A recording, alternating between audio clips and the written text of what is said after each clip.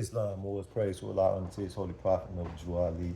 I just wanted to just say, you know, man, Moors, if you haven't, thanked Allah today just for having another opportunity at life or another chance to, to hug a loved one or to, answer the phone when your child calls and needs you, or just another opportunity to just look up at the sky and bear witness to the sun, rising and setting again. Thank him for it.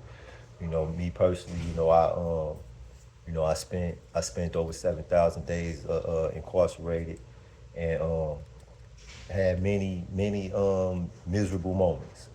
If I can put it plainly, I had many miserable moments. But I I read the Quran for the first time.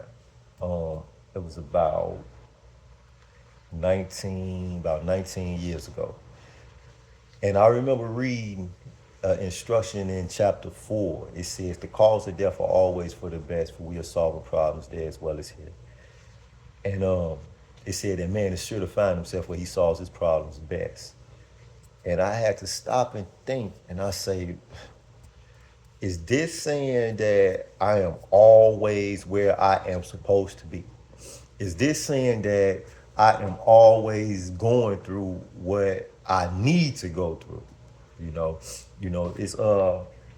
it's something else to see it that way. That the things that we are going through, we need to go through these things.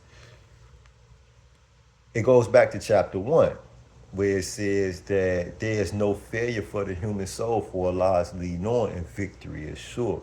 So as a Moorish American, knowing that victory is certain, that no matter what it is that we are going through, we will get through it, we will overcome, and out of the worst the wise to find means to do good. So now with that being the case, I can truly look at, my hardships and my struggles, and, as opportunities to strive and to meet resistance and to be made stronger, to be made better, to actually have my mind exalted by grand situations, even if they are chaotic, and unfavorable.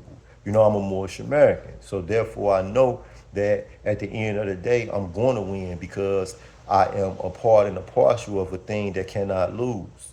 That does not know loss, that does not know death, in the sense that we have been taught, what death is here in the society where we were raised as Moorish Americans. And as a Moorish scientist, my perception of life has been changed dramatically. So I can now, and I learned to, while I was actually going through that ordeal, look at it as a true blessing. And I have confirmation now that I'm free, now that I have, to pay bills, now that I have to actually, confront the problems that, I wish that I was, in a position to confront when I was incarcerated, and I could not, attend to these responsibilities, like, taking care of my family, attending to my son who is, struggling mentally right now, trying my best to repair and rebuild, broken relationships with my daughter, and just, go about the business of uplifting fallen humanity as a faithful member of the Moorish Science Temple of America here in the outside world, where problems are abundant, and where, Moors are working part-time, as sheiks, and part-time, in their careers, because they need to pay their bills. And one of the greatest problems that this temple has is the inability to pay our officers a living wage, so that they can be full-time officials instead of part-time officials.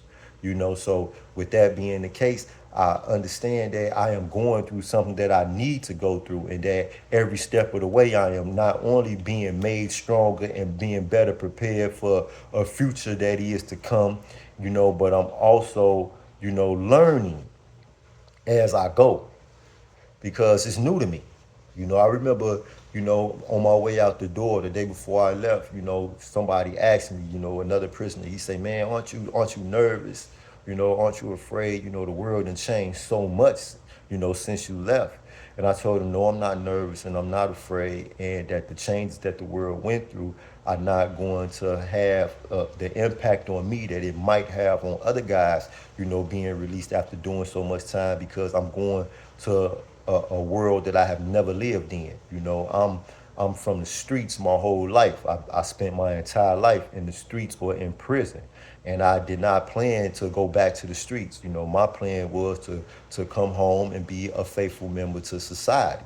So, with that in mind, I was going to a place that I had never been. I was getting ready to engage in activities that I had never engaged in, like, being a working responsible citizen. That's something that I never did. I sold dope, so I can, go to sleep when I want to, wake up when I want to, what I mean? I could, basically do whatever I want to, and I had no intentions on being a law abater, because I didn't see any benefit in it, knowing, consciously that at some point in time, the book was going to get thrown at me anyway. I mean, I believe that everybody in the streets, unless they are actually insane, they have a sensing that, that the sky is going to fall on them, because, you know, um, in a civilized world, the uncivilized individual is not welcome. So when you want to live a barbaric or a cancerous existence, meaning when I say a cancerous existence, I mean, if you are a distributor of poison, if you are an individual who takes food off of other people's plates to feed yourself, if you are a person who, live, by manipulating others into handling your responsibilities for you. This is cancerous. This is what, John said about the Sadducees and the Pharisees at his time, when he said that they, were tumors on the body of the state. We live in an era of time where, we have doctors who've learned to remove these tumors. And you end up, either dead or in jail. And I believe that we all know that this is coming to us, those of us who live that life. Where I had absolutely no intentions on living that life. And, now I'm a member of the Moorish Simple of America. I'm free. I'm enjoying life. I'm even enjoying the struggles, you know. Um, man, all I could do is say, all praise is due to Allah, and all I could do is thank God, and all I could do is, try to galvanize, the people around me to see that, man, life is a wonderful thing, and that life is a whole lot longer than, we tend to think it is. So, we can take time to be still, be silent, and enjoy it. We can take time, be still, be silent, and enjoy, the blessings that are bestowed upon us all the time.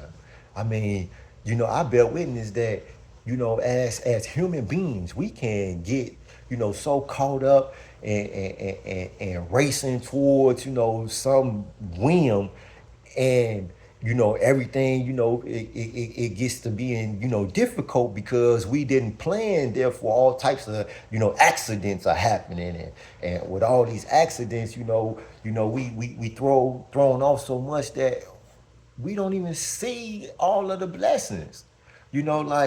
Like I've actually had days where, I've had people give me money. I've had people prepare food for me. I've had people tell me, 3, 4, 5, up to 10 and 15 times, how much I inspired them, or how great an idea was that I proposed to them, or just say any number of good things to me, and I could just have one little problem that just takes all of my attention away from all of these blessings that I received in a single day. I mean, in a half a day. Like, what time is it right now? Like, how many blessings have we received already with so much day left? But maybe, you had all your attention, just wrapped up in this one little hardship, or this one little unfavorable moment. you know it's not fair to the giver of gifts. You know, it's not fair to the giver of gifts for us to let these little teeny things distract us from his goodness. You know, he is being Allah. The giver of gifts is God. You know, our God. You know, our God who is our Father. Yes, I am a Muslim calling Allah Dad, because he's my dad. You know, Allah is the Father of the universe. Key one. Quran question number one. Who is Allah? Allah is the Father of the universe. You know, this key right here, it puts us in a different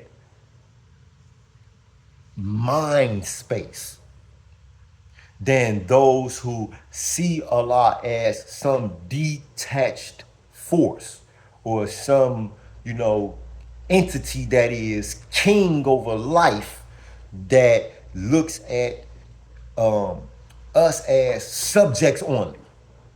You know, Allah is the Father of the universe. It puts Allah in our house at our dining table. As a matter of fact, he is the one who puts the food on the table. He is the one who makes sure that the lights are on, who makes sure that the gas is on, who makes sure that the bills get paid, who makes sure that we have clothes on our back, shoes on our feet, beds to sleep in, you know, soap to bathe.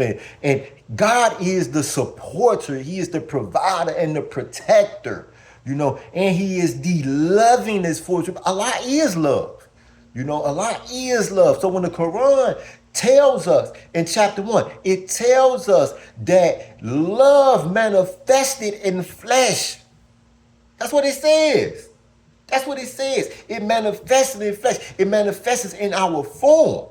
So when we look at chapter 15 and Jesus, who goes into the wilderness for self-examination, to be alone with Allah so that he can note his inner heart, because the nearest place to meet Allah is in the heart, right? And what is in the heart? Love is in the heart, and that love is God. You know, so whenever our attention is drawn to all of these things outside of us and taken away from the greatest, most incredible, awesomest factor that's inside of us, man, we just missing out. We just missing out, man. You know, so I see a quote, and it says something like this. It says that sometimes God has to stop your program so that you can get on his program. You know, just think about that, you know. So I praise Allah, I thank Allah for all his blessings, you know what I mean? I really thank Allah for all the good morals. You know, I love you, Moors. Peace and love.